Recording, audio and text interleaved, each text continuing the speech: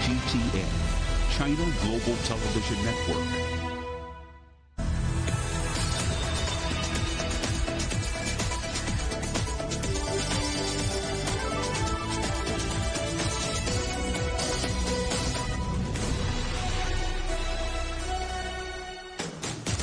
Live from London, this is Global Business. Hello, welcome to the programme. I'm Jamie Owen. And I'm Robin Dwyer. Our top stories. Is the City of London losing its lustre for listings? The owner of tech firm Arm shuns the UK for the US, and it's not the first.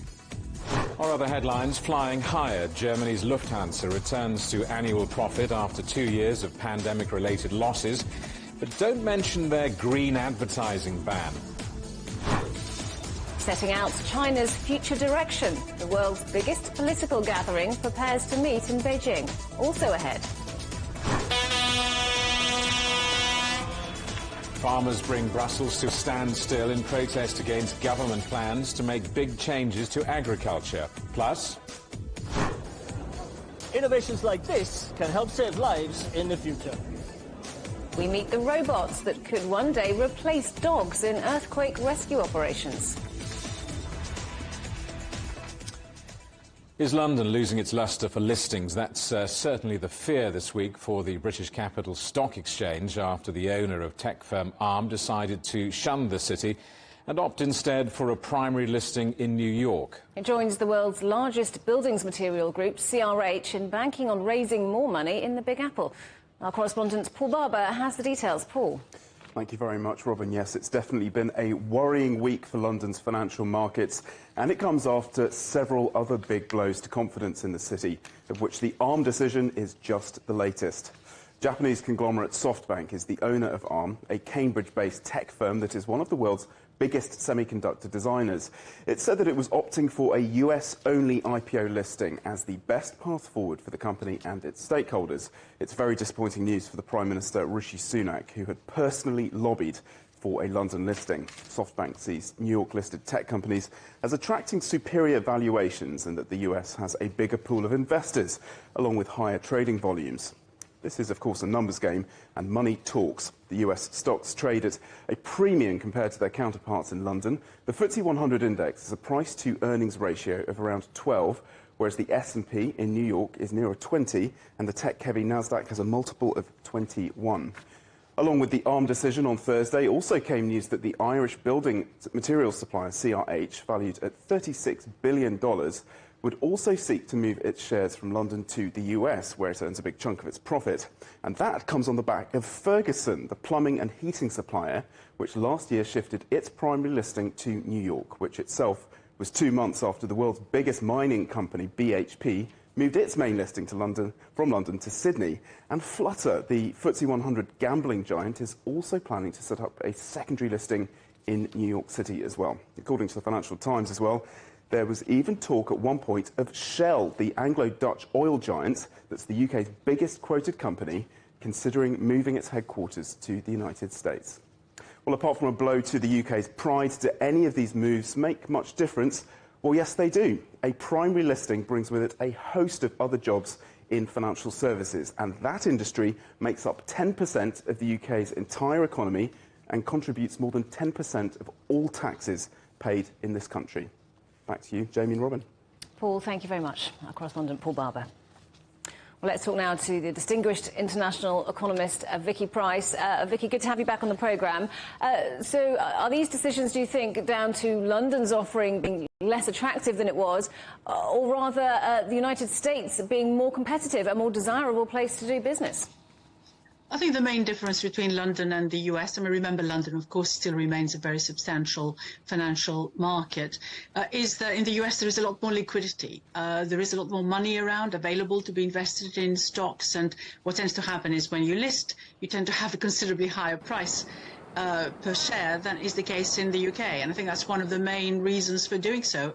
when you look at what the UK has been doing recently, of course, it's aware that it's been losing in a way in terms of this prime position in this area, and it has been looking quite significantly at changing its own listing requirements. There have been many moves that have been taking place following a review by Lord Hill to make the whole regime more flexible, easier, and possibly, at the end of the day, more attractive for firms. But obviously more needs to be done if that is going to be still the prime aim.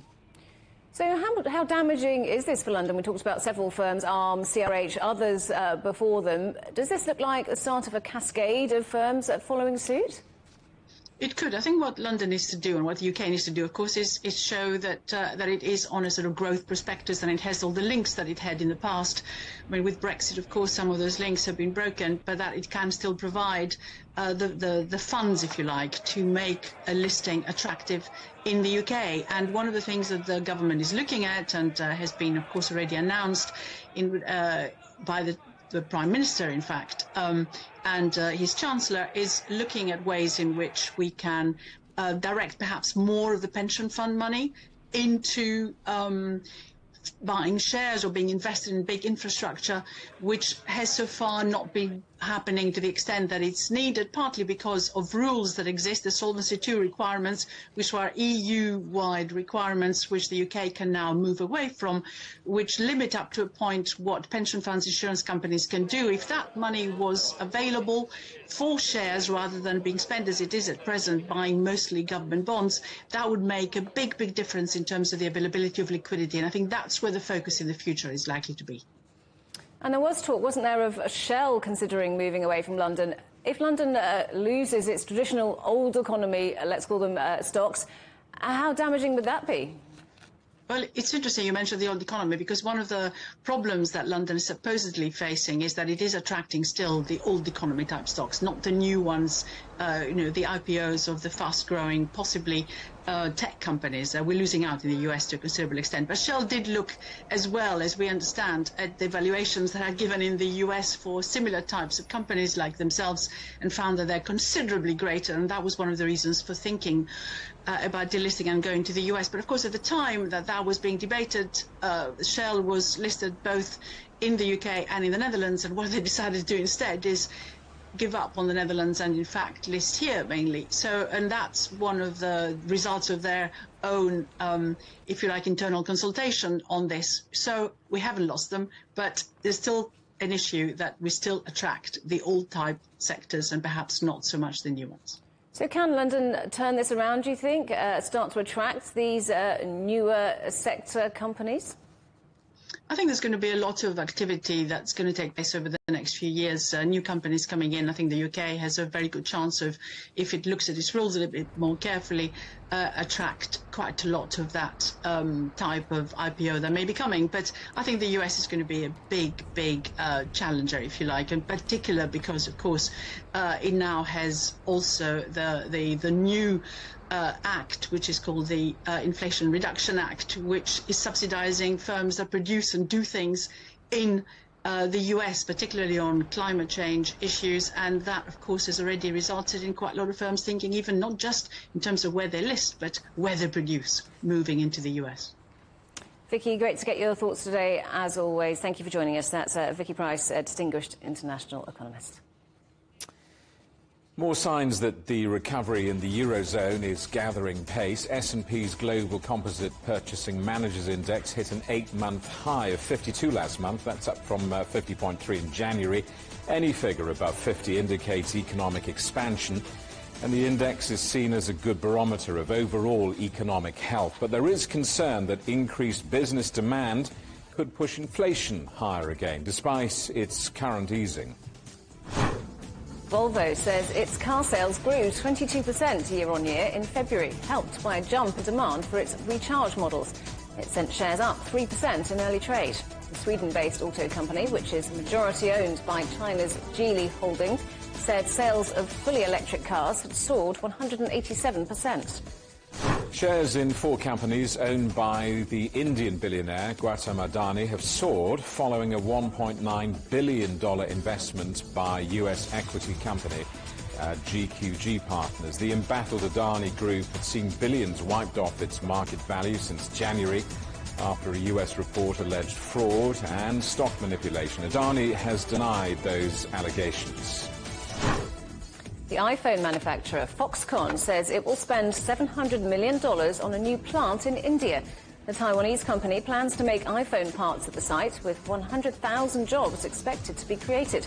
Apple and other US brands are exploring locations like India and Vietnam in a bid to lower their reliance on China.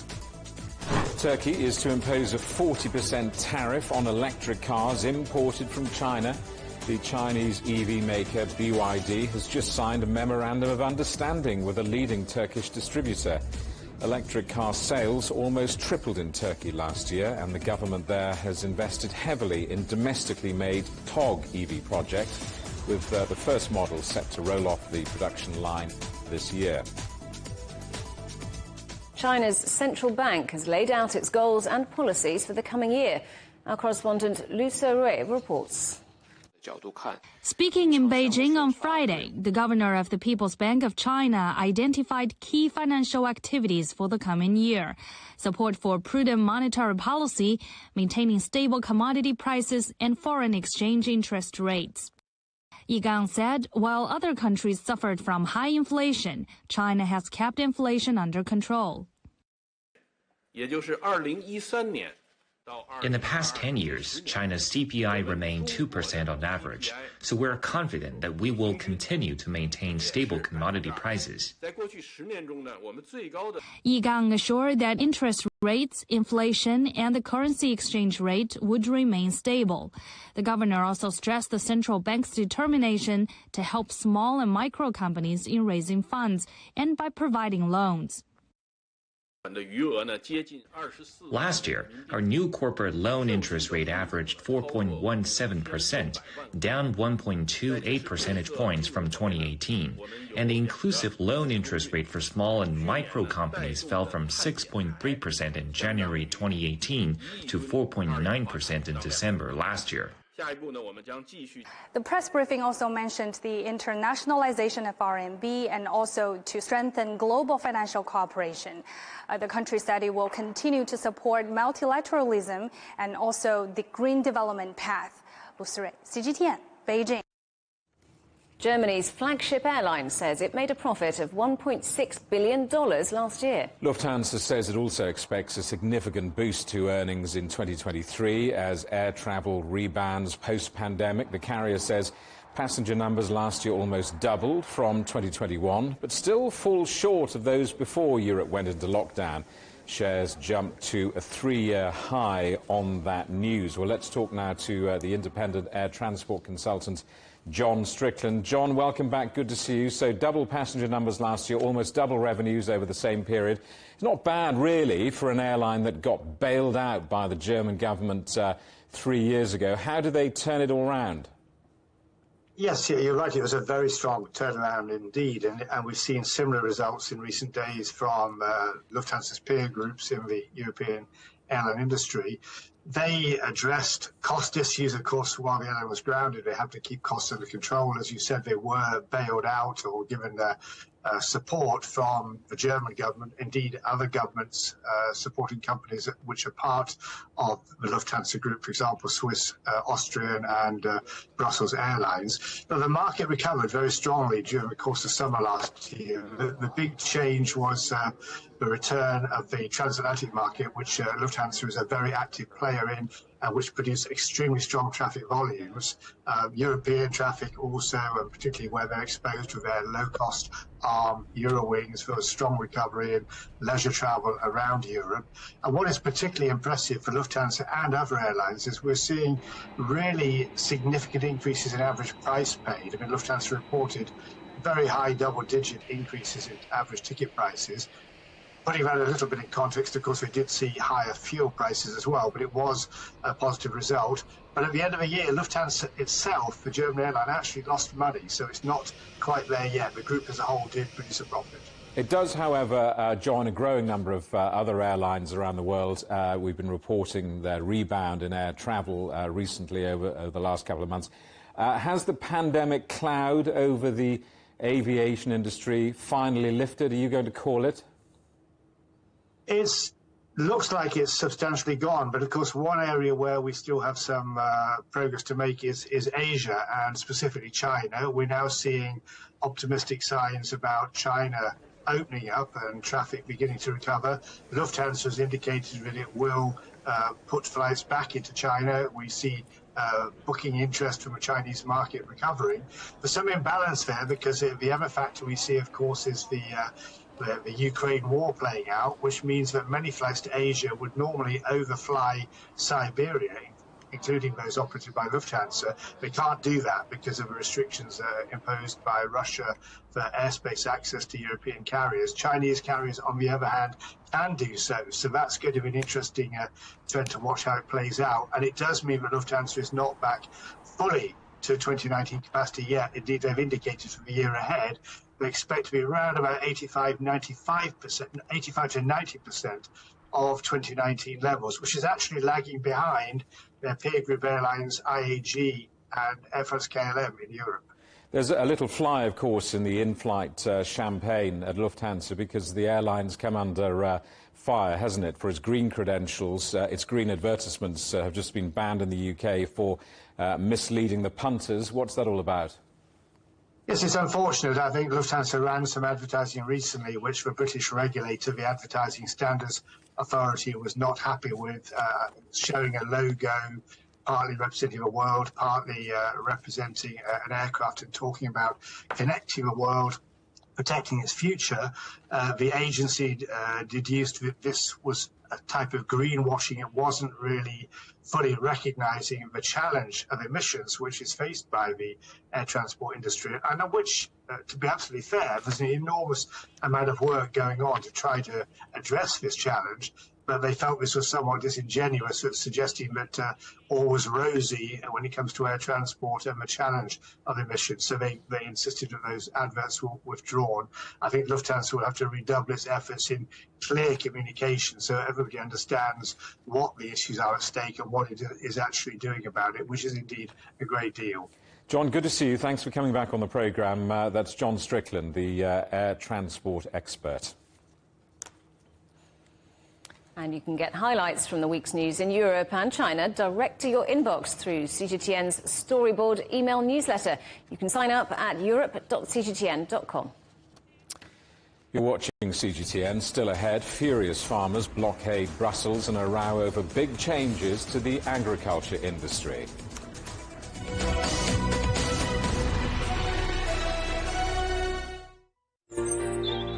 Ever wondered what's the difference between a bear and a bull market?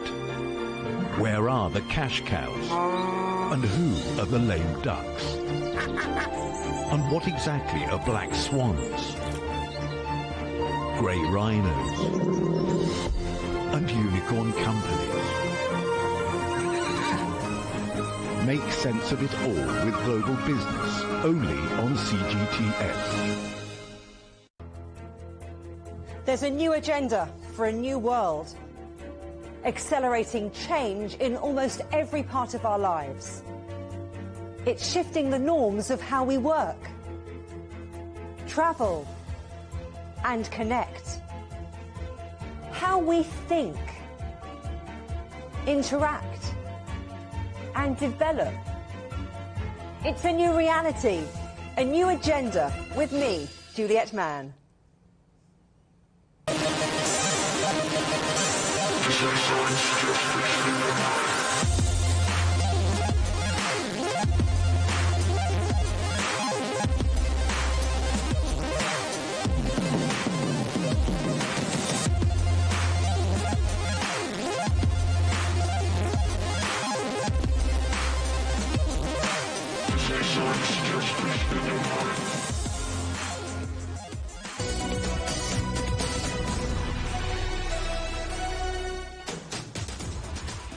Welcome back to Global Business Europe. China says it opposes a decision by the United States to add more Chinese companies to a trade blacklist. The Biden administration has put 37 companies on this list, including a genetics firm and a cloud computing business. Let's talk now to our correspondent, John Terrett, watching events for us in New York. John, again, the United States ratchets up the tension. Ratchets it up, it really does. And I tell you, I've told you before on this programme, tensions between Beijing and Washington are dreadful. They're at an all-time low. I've never known them be as bad as they are. It's terrible, really. That's all you can say. It's dreadful, and I don't know what's going to happen to make things better. So today, the Commerce Department here adds another 37 Chinese companies to a great long list of companies that Americans can't do business with or can only do business with if they get special permits and that sort of thing. And I've picked out two for you. One is called BGI Genetics or Genomics. They've targeted a couple of their divisions. One of them is based in Hong Kong. The company itself is based in Jinan, the city of Jinan in Shandong province, but they've gone after, as far as I can see, one of their divisions in Hong Kong and another one. And then they've gone after a company called Inspur, which makes servers, among other things, and competes with Hewlett-Packard here and Michael Dell's lot over at Dell Computers as well. Inspur is based in Shenzhen, where one of the three big Chinese stock markets is. And the Commerce Department says, look, these companies, we think, provide a significant risk to surveillance here in the United States. Now, I have no way of knowing whether this is true or not. None of us here do. Obviously, Beijing pushes back and says this is ridiculous. These companies are doing nothing wrong. But on top of that, the Commerce Department here has added another 26 entities, which it's now restricting. And it's accusing those companies of being too close to the likes of Iran, the DPRK, Taiwan, and Myanmar. Now, all of this follows the balloon incident here, which I know China thinks was massively over-exaggerated, and the reaction shooting it down was way over the top. I know that's China's point of view. I will tell you here in America, it is completely the opposite to that. They are incensed by that balloon going over the country, absolutely incensed. And the problem is that people could see it from their back gardens. That's the main problem with that issue. And then that leads into TikTok. There's a massive debate this week here about banning Chinese-owned TikTok for the same reasons as the list of 37 companies I've just talked about. And all of this comes as President Biden, after the balloon incident, tells us that he is moving forward, trying to make a face-to-face meeting happen with President Xi. Guys. John, there's another big story developing over the course of the day. The Wall Street Journal reporting on the UAE discussing an exit from OPEC. What more can you tell us about this and its significance? Well, it is significant if it's true. It's not going to happen tomorrow or on Monday. That's the thing. So let me try and explain. The Wall Street Journal is the Bible of Wall Street. Always has been, always will be. People actually buy the physical paper here still. And, of course, they read it online as well. And so when the Wall Street Journal comes out with a headline on its website, which suggests that the UAE, the United Arab Emirates in the Gulf, is having an internal discussion inside the political system in Abu Dhabi about withdrawing from OPEC, the oil cartel, then that moves the markets. And indeed, Brent crude, which is the benchmark for oil coming out of the North Sea, fell by just under 3%. Other world benchmarks fell as well, although I notice my graph here tells me that Brent has recovered significantly, actually, in the last hour. But the Wall Street Journal says discussions are going on about leaving the OPEC oil cartel with a view to pumping more oil from the UAE and therefore making more money. I note that the UAE says whatever happens, it's not going to happen within inside the next year or so, so we can look to 2024 if it happens at all. Of course, if it does happen, it will shake the entity to a core, because the whole point of having a cartel is that you have global unity, and this would bust that wide open. And the huge irony, Jamie and Robin, is that this comes at the end of a week in which oil prices have been rising sharply. Why? Because we had that stunning factory activity reported by Beijing across the whole of China earlier in this week, which really was good, showing that China really is opening up and factories really are getting going again after COVID-19. And the oil price was rising sharply. So we end the week not quite in such a good place regarding oil prices, if that is, you are a seller of oil. John, good to see you. Thanks for that. Our correspondent, John Terrett, in New York.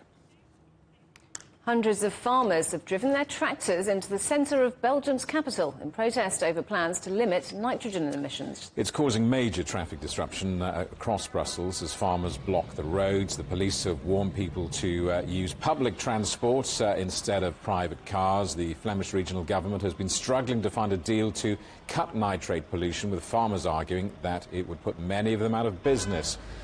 Well, our correspondent Alex Cadier reports now from Brussels. Belgian farmers are absolutely furious with these new rules. They say they could cause a socio-economic bloodbath for their industry. Now, more than 2,000 of these tractors have come to the streets of Brussels and will be forming a 10-mile-long convoy. Police have urged residents not to travel to Brussels by car, as many of the capital's main roads have been shut down. Tractors' horns ran out across the city to mark the start of the protests. Farmers are protesting the new nitrogen targets proposed by the Flemish government, which will force some 41 high-emitting farms to shut down for good, with hundreds more forced to downsize or adapt their business model. The government says the Flemish farming sector is one of Europe's most nitrogen-intensive and that the reform is desperately needed to safeguard the environment. But this farmer says it's about the future of Belgian agriculture. I am here because the farm of my father, if our farm has to shut down, many farms in our area has to shut down, and we are providing people here for good, safety and payable food.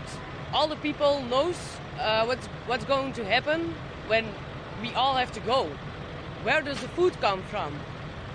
But now in Belgium, like in the Netherlands, farmers are asking for more time from a government they say is threatening their entire way of life.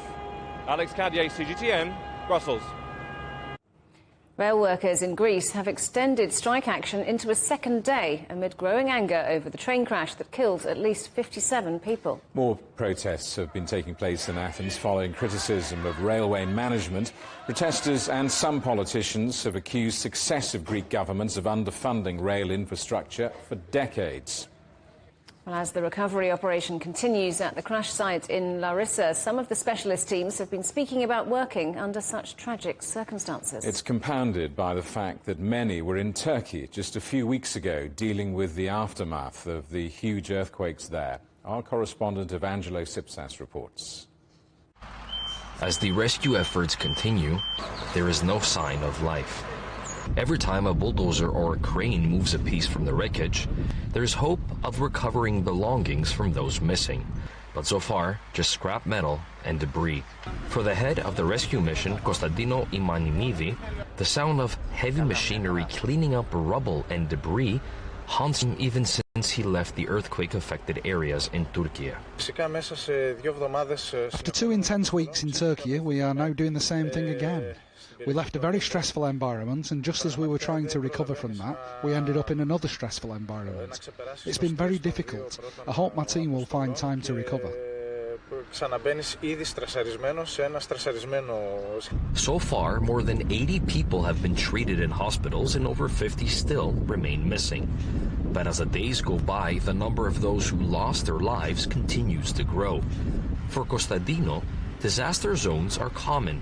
He has been deployed to many throughout his career, but the images he's seen in this one will remain with him forever. I don't think that the images we've seen will be erased from our memory. The conditions are very difficult. I personally won't be able to forget what I have seen. Everything is just gruesome. My whole team feels the same. The rescue mission has now turned into a recovery mission, trying to find any information about the whereabouts of those still missing. While the number still remains over 50, the anger continues to grow as many still don't know where their loved ones are. Families are fed up. The company has the names of those missing, but it's not releasing them. Families need to know where their loved ones are, whether they are in hospital or dead. Keeping them waiting is only making things worse. The fire brigade announced that the recovery mission will come to an end by the weekend, although it seems that it might need more time. The crash site is treated as a crime scene, with the master of Larissa station being charged. But the question, why, still remains on everyone's mind. Why did so many people have to die? Why this way? Evangelo Sipsas for CGTN, Larissa. You're watching CGTN. Still ahead, it's the world's biggest political gathering that decides China's future direction. We're in Beijing. Next.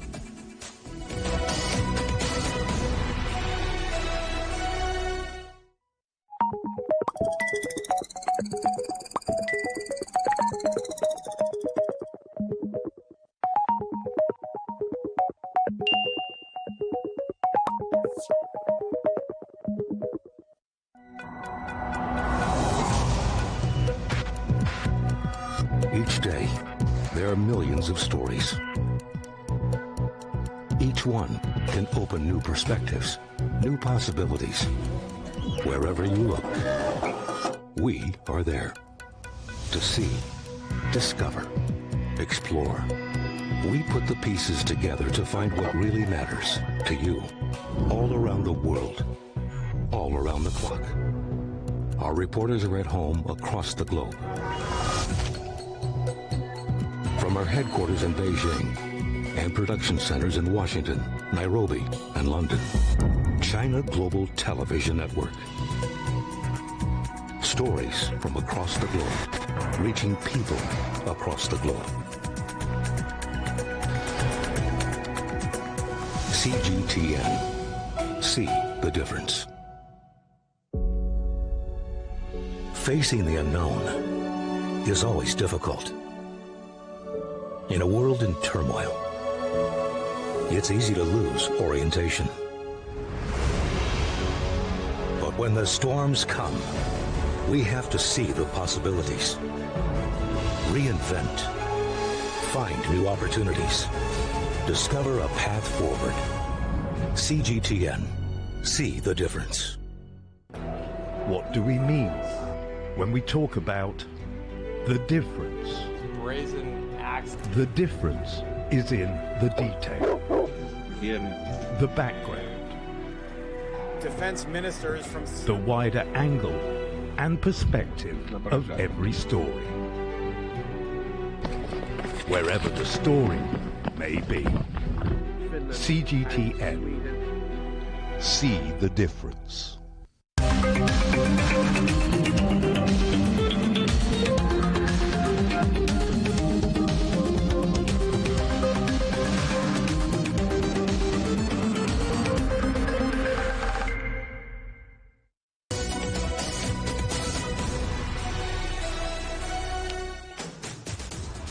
Welcome back to Global Business Europe with Jamie Owen and Robin Dwyer. Our top stories. Is the City of London losing its lustre for listings? The owner of tech firm Arm shuns the UK for the US, and it's not the first. Our other headlines, flying higher, Germany's Lufthansa returns to annual profit after 2 years of pandemic-related losses. And farmers bring Brussels to a standstill in protest against government plans to make big changes to agriculture.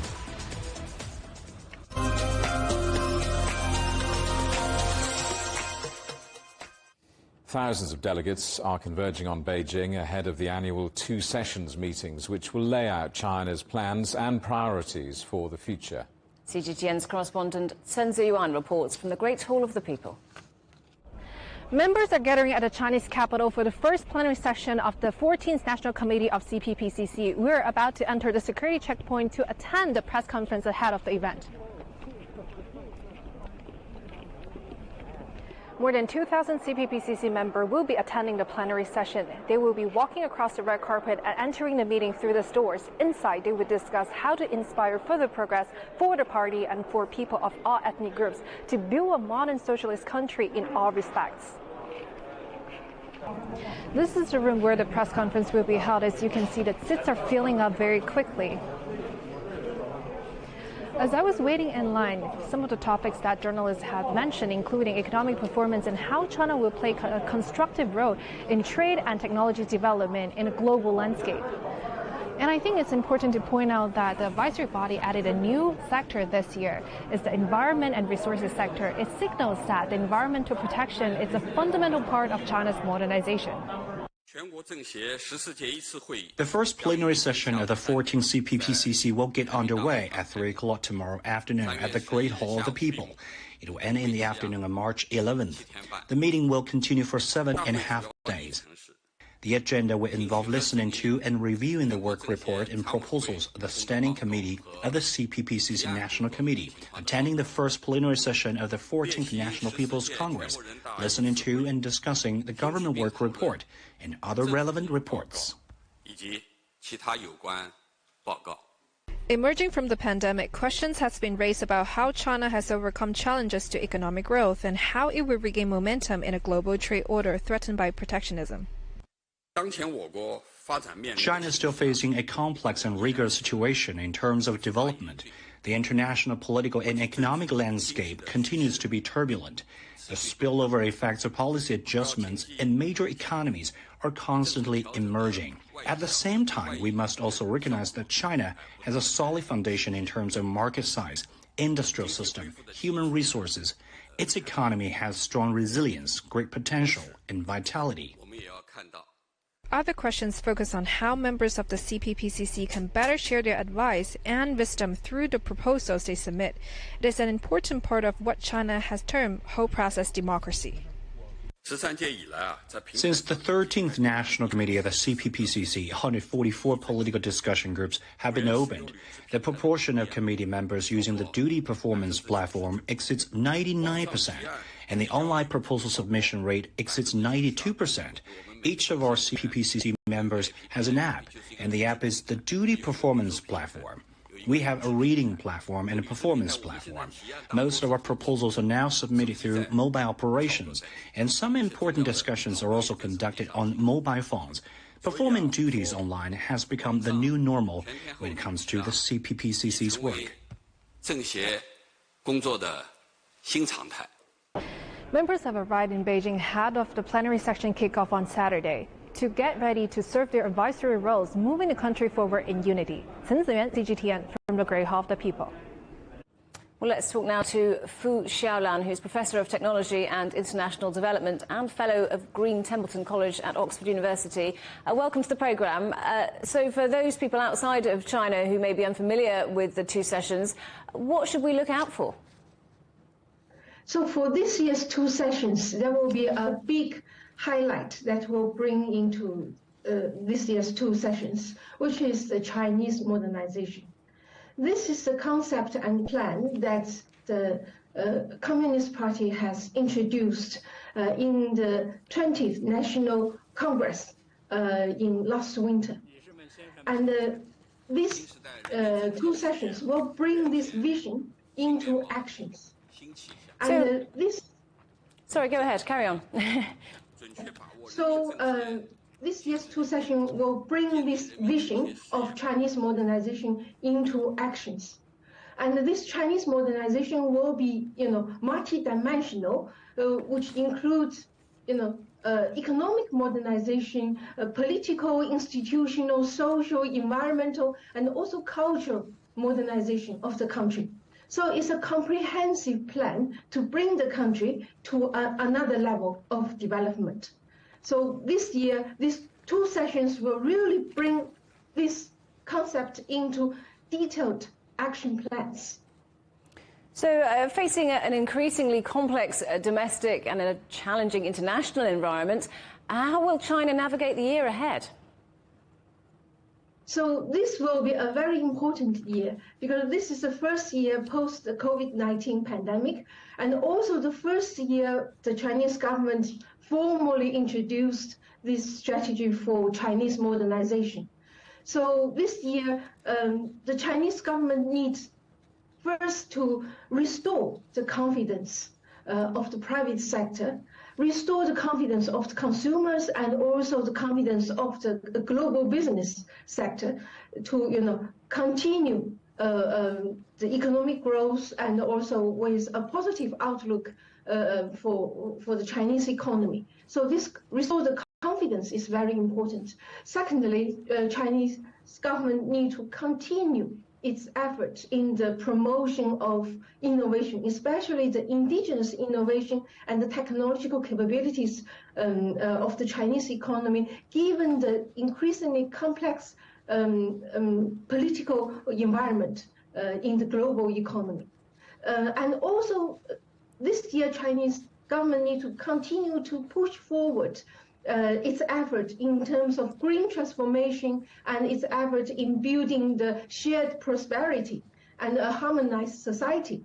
So these are the things that they need to continue to do, and also to develop a development and a growth pattern that allow the country to grow its resilience despite the domestic challenges and also the political complexity in the global economy. And so this is also very important. Yeah. Sorry, I didn't mean to interrupt you there. I was just going to ask you about this year marking the 45th anniversary of China's reform and opening up. What new measures might China take in relation to that? I think before we talk about the new measures, I think one thing we need to do is continue to deepen the system reforms and the economic openings. So this deepening the reforms means, the system reform in the institutions, and even, some aspects of the political reforms.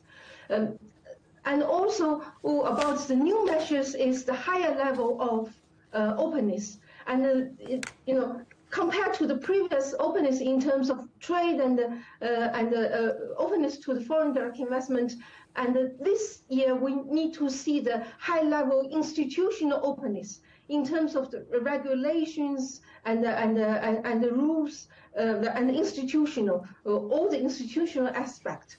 So make sure the openness is guaranteed by institutions, rules, regulations, and the legal framework.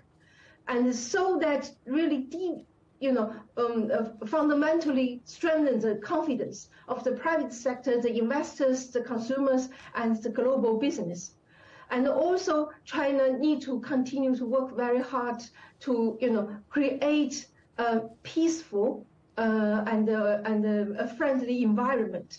This is the new measure because compared to China's openness, in the past 40 years, the geopolitical environment is getting increasingly volatile and also complex.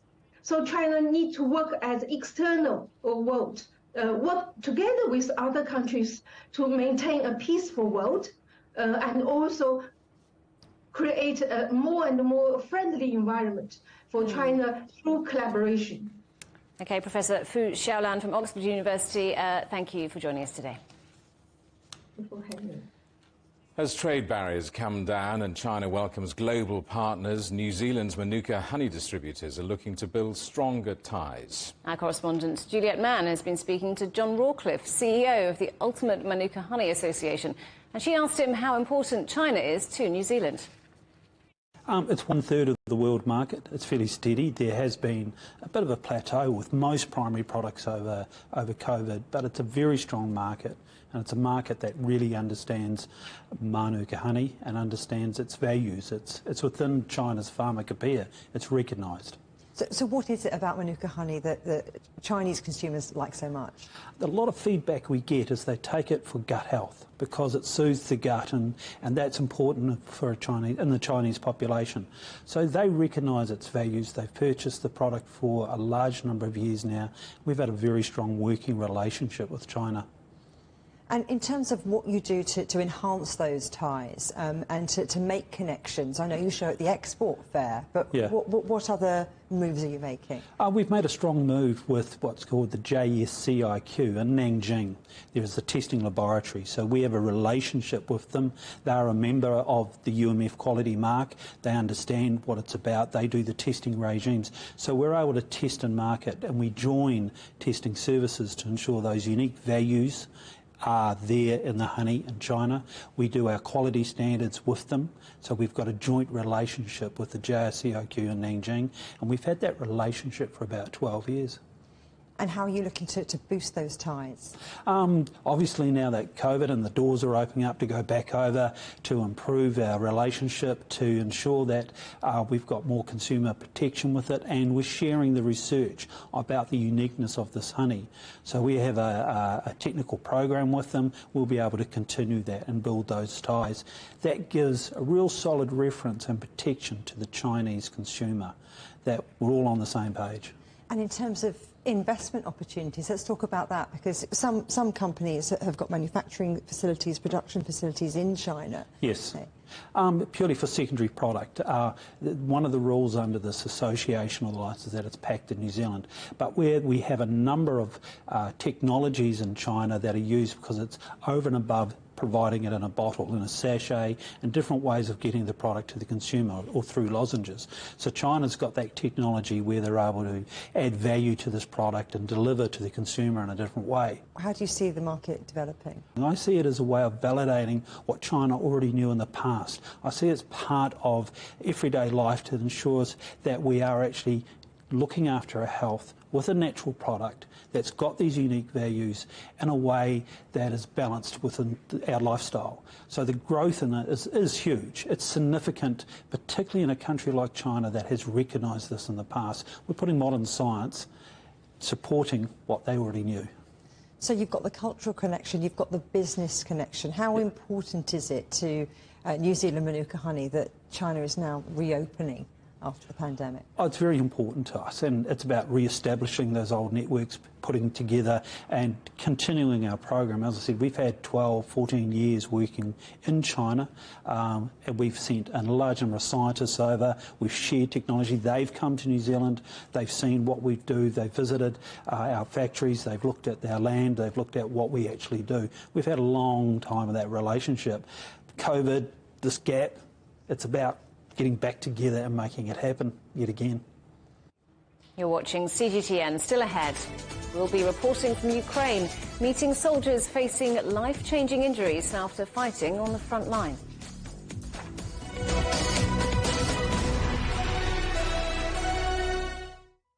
Roger, Ricky, last clear. We can try out the wild and crazy ideas. Nothing can stop an idea whose time is coming. This idea is coming. I actually feel quite comfortable in isolation.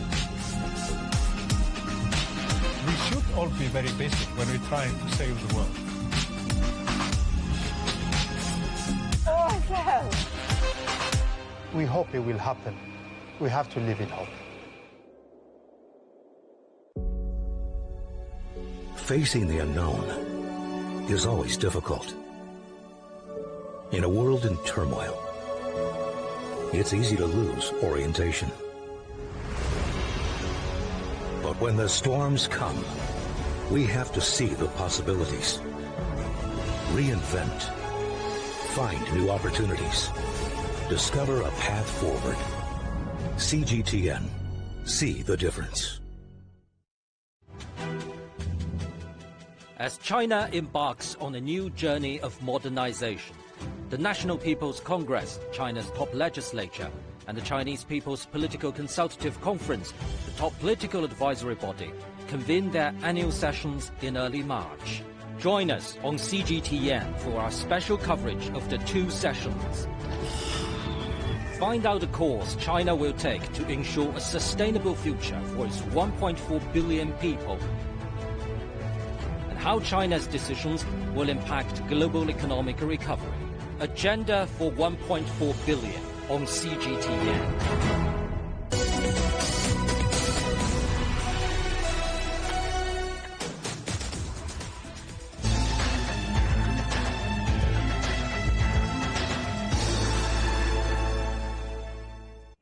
Welcome back to Global Business Europe.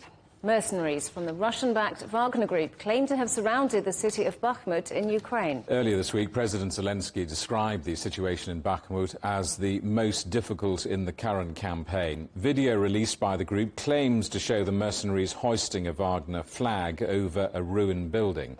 News agencies have not been able to independently verify the date it was filmed.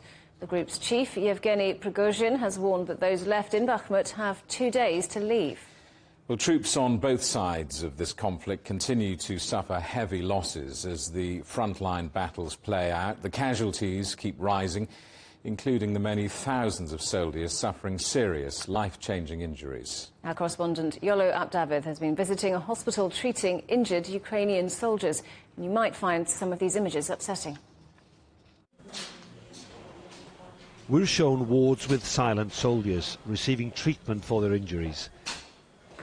A mortar shell blew up in Alexander's face. He was in Bakhmut and had been fighting there since last September. We were caught by mortar fire. We didn't hear it, and it was only a short distance from us. They fired lots of bombs. It may have been a mine, and we couldn't hear it. I was injured with 2 other soldiers. I was bandaged and evacuated.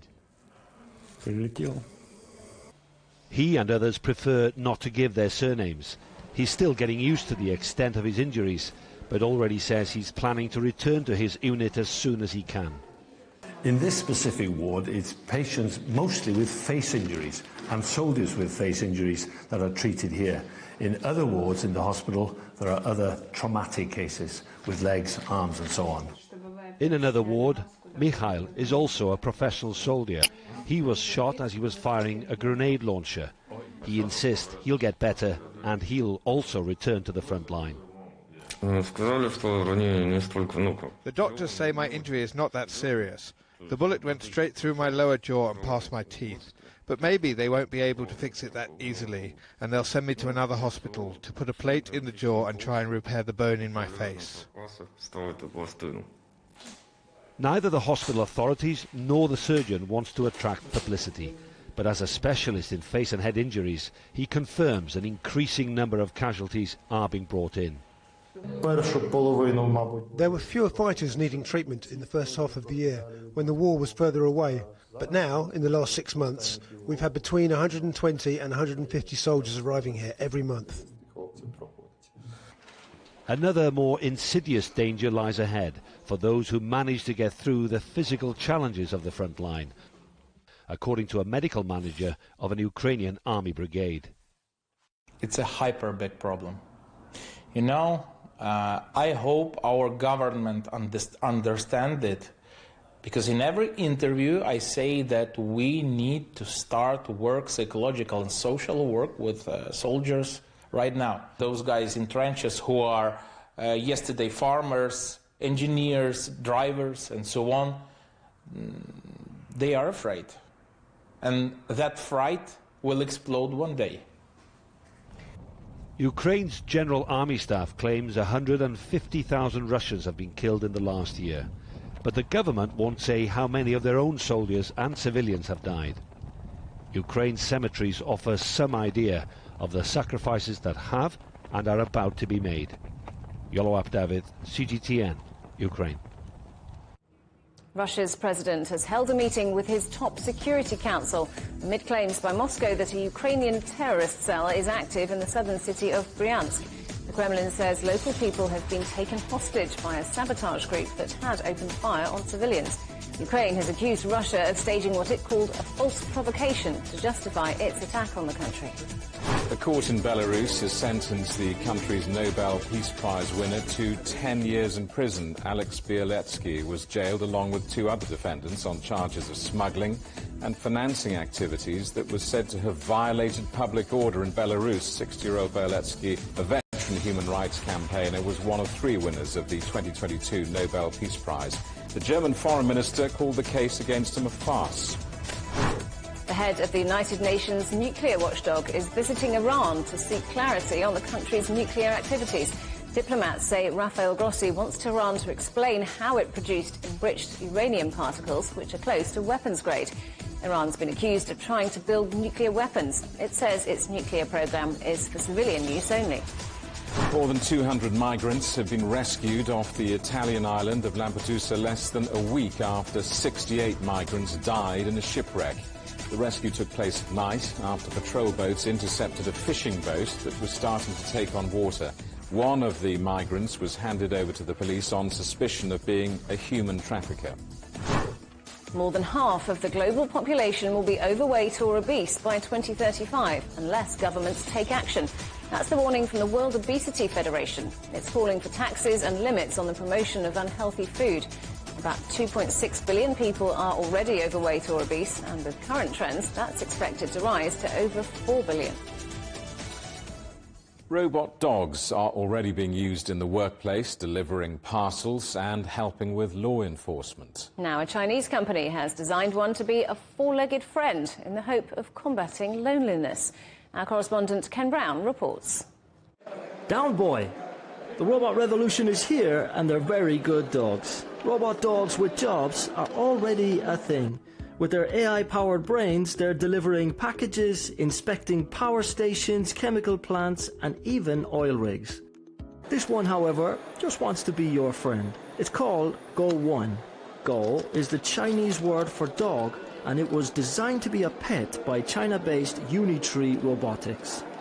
The advantage is that if the real dog, you need to feed it every day. And for robot dog, okay, just charge the battery. It's very easy. We have different type of robot dog. For the small one, it's mainly used like a pet. The bigger one, we call the B1, is mainly focused on industry application, like security and inspection. A 2018 study showed that 1 in 5 people said they often felt lonely, and the so-called loneliness epidemic was exacerbated by the pandemic. Robot dogs with voice recognition and response may provide companionship, home assistance and security for elderly people, the manufacturers say. It can also be your new jogging partner. But as AI rapidly advances and technology like these pet dogs learn more about their owners, some concerns have been raised about consumer privacy. The use of artificial intelligence to create robot pets might sound like the stuff of science fiction, but replicating their acute senses could bring about real benefits to humanity. Keybotic is a Barcelona-based robotics startup, and they've designed a robot dog with a keen sense of smell. The company won a $1 million prize to develop Keeper, an autonomous cyber dog that can smell gas leaks, chemical spills, and even detect humans trapped under buildings. So one of these robots, what it does is you leave it in a place and you tell him, go and find me something. Our robot can give potential assistance to in difficult situations, such as in Turkey or Syria, and have the robot to work with first responders in order to reduce their risk and to find people. Innovations like this can help save lives in the future. Ken Brown, CGTN, Barcelona. Europe.cgtn.com has all the week's top stories from China. Here's a quick take of some of them. China has begun a month-long nationwide campaign to promote domestic consumption through bars, theatres and shops. China's fourth prototype of the AG-600M amphibious firefighting aircraft has finished testing. A Chushong Yi Nature Reserve is bringing the green peafowl back from the brink, doubling the national population to 600 since 2015. The annual Global Artificial Intelligence Developer Conference has showcased China's latest achievements in AI. The selection of foreign astronauts for missions aboard China's space station is set to start. And the Qinlong Giant Panda Research Centre announced it bred 6 artificially inseminated cubs last year, which is an all-time record. All that and more at cgtn.com.